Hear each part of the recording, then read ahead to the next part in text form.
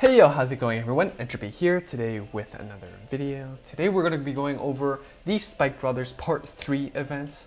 So if you're new to Spike Brothers, and you're interested, go check out what cards there are. But overall, we're going to go through the event. We're going to go through why you should do it, even if you might not be interested in Spike Brothers. And then we're going to do some rules. We have 21 packs ready. We're going to just go for it. So to begin, what is Spike Brothers? Spike Brothers is that clan that focuses on multi-attacking, building up big numbers, and a very offensive plan. So if you're interested in doing that all-in kind of rush, if you like the American football aesthetics, then definitely go for it. In terms of results, Spike Brothers is definitely one of the two best competitively viable event clans. The other being Murakumo, which is coming out soon. If you're a newer player, this is more difficult to get into as you need 3 sets of cards. There is 3 different gachas. 6 different triple rares that you might want for Spike Brothers, while for Murakumo, there's only 2. So if you are a beginner, or if you don't have a lot of the Spike Brother cards, maybe consider saving up your stamina and gems for Murakumo. But if you like Spike Brothers, if you have the previous cards, and if you just want to go dank memes and go all in, then Spike Brothers is for you. So if you aren't interested and you don't have the previous cards, what are you going to do? Are you just going to skip the event? I don't suggest you to. Some people has talked about how they don't really like clan events, but here, look at this. If you draw gacha 5 times, you get packs. If you draw gacha 15 times, you get packs. 30 times, you get packs. If you just win, you get PGs. So there is a lot of ways, or even triple rare crystals. There's a lot of ways to get these resources that don't really require any extra resources, right? Like, if you are hardcore, if you didn't get all the cards you want, the natural stamina or the natural drops, or the login bonuses, maybe you'll have to use some level up stamina or gems to replenish stamina in order to get more tickets for more runs. But if you're not even interested in completing a competitively viable deck, well, I will tell you for sure that if you just log in and use your stamina accordingly, you will be able to roll the gacha 30 times. Usually without using any gems or stamina, I'm able to do 40-ish rolls. So 30-ish is definitely not a difficult task to do. Just log in and you will be able to get 3 packs, which is quite substantial in terms of rewards in this game. In addition, even if you aren't interested, sometimes you're bored, you want to change of pace, just try out something new. And also, what can I say? Rolling the gacha is fun, right? Like, if it could keep your mind off roll, it's like, the packs that you've saved for a future set, use that kind of I want to roll energy onto the event clans because they're free anyways. They're practically free.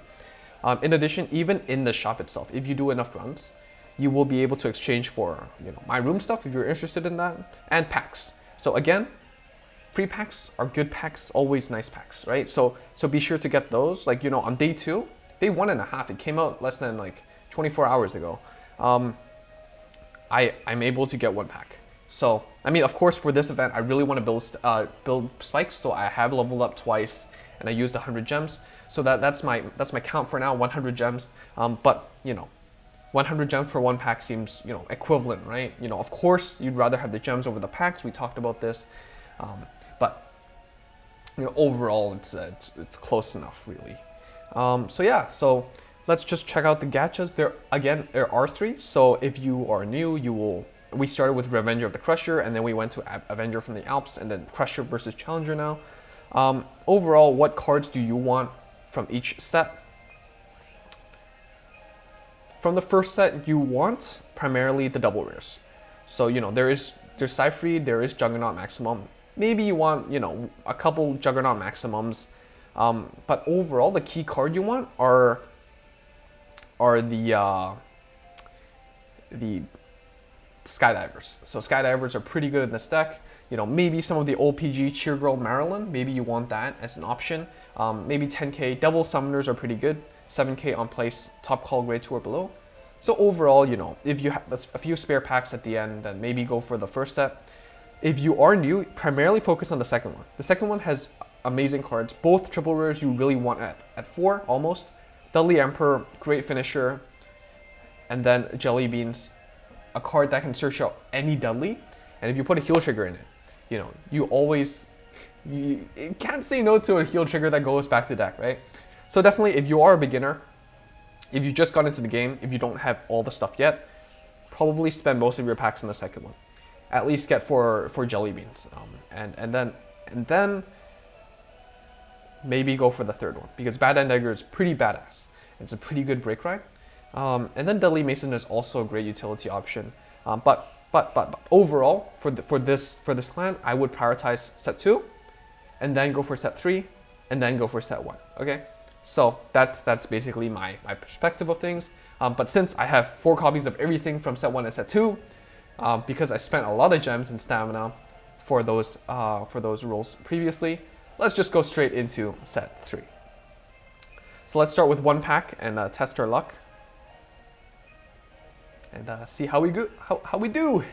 Let's hopefully see some bad ends. We want 4. Deadly Mason, I wouldn't. So unfortunately, we see blue here. Okay, not good. Not good. All right.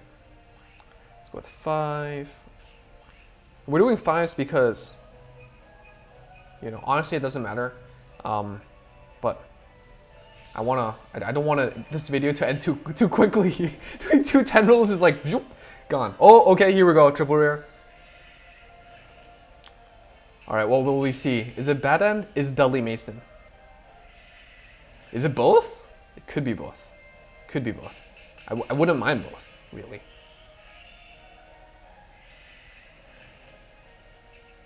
Okay. I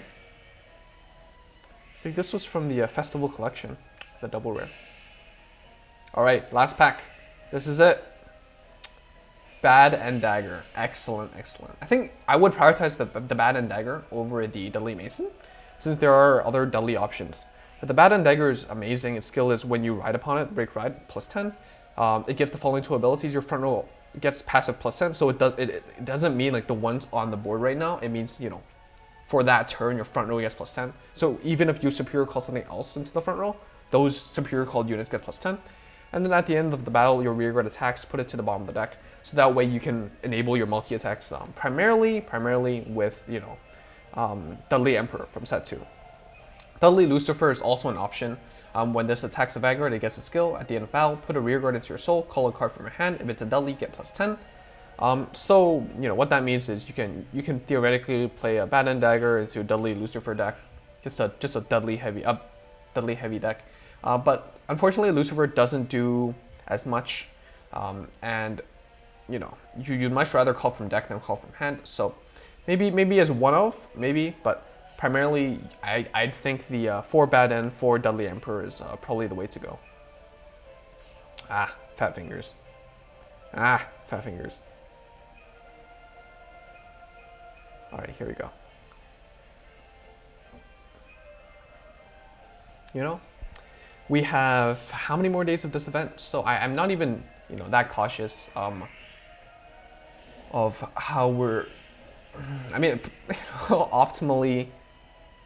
Oh, that's an SP. That's so sick. You know, preferably we get everything and then we chill for the rest of the event. But you know, that's not how it works.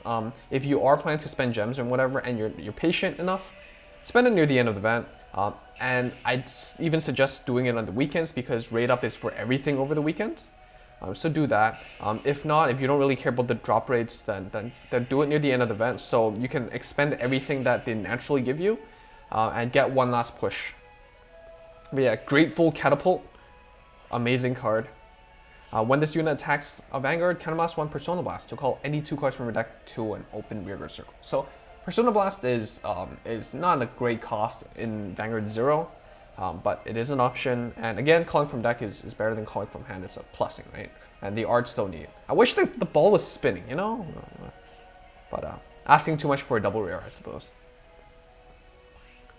All right, let's finish off strong with a 10 roll. Let's go. Bad End Dagger, please.